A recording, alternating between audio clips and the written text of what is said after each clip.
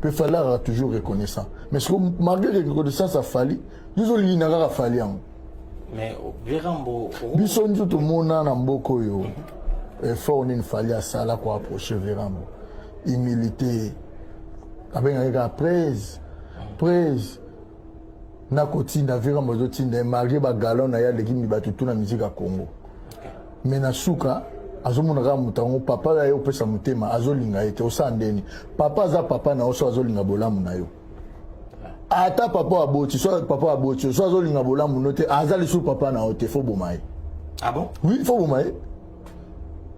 En tout cas, ma fo bomaye. Ngale naza boye donc nazo pesa conseil na batutu papa o aza papa na yo boni mwana oyo botite wana esengo. Oui. Opo bokolite wana esengo babengo yo papa na yo. Peut-être moi on a pesa ke ba valeur mingi, peut-être moi no bo. Omoni lelo biso tout ozato ebi mariage sala marqué mwana mo boye. Moi si mo babota na papa mo boye papa na sundola mwana mobali muso abokoli mwana wana. Mwana nga mo silera obala nana on ta veste. Papa abokola diète.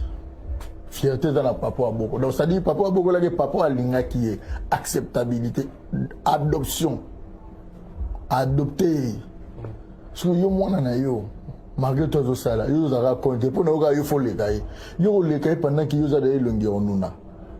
Vous avez des fois pembe. Oh. Bon, moi la jeune jeune.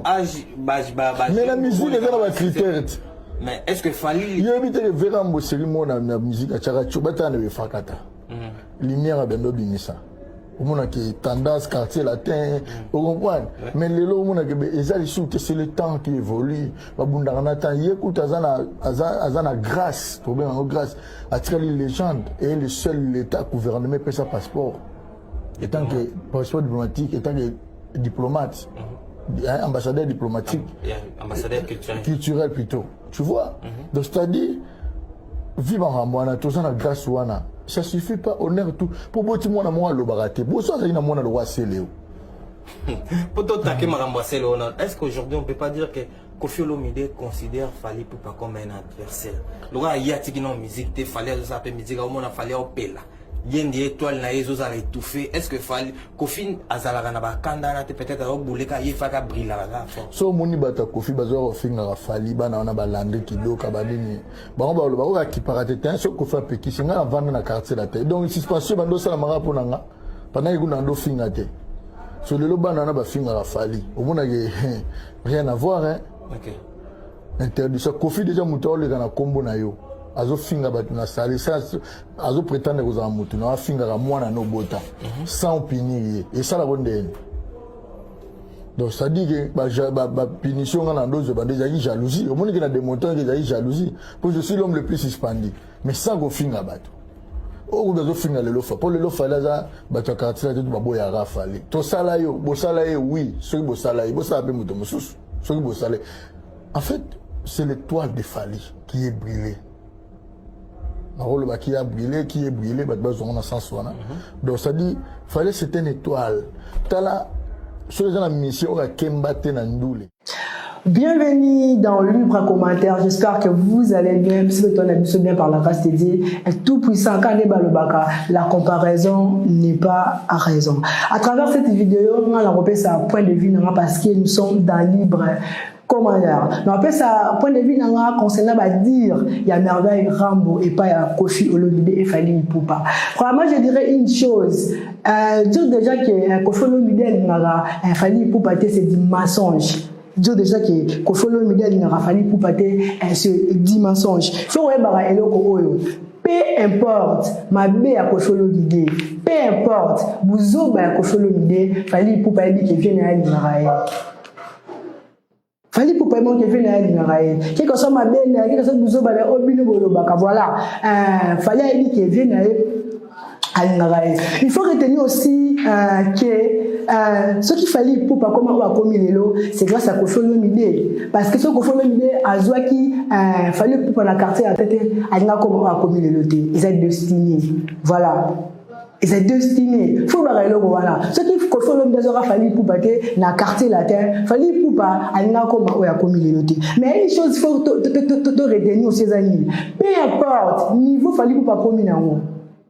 Parce que vous venez comme ça faire la comparaison entre Koffi Olomide et fallait pour passer déjà scandale parce que vous comparez papa na moine.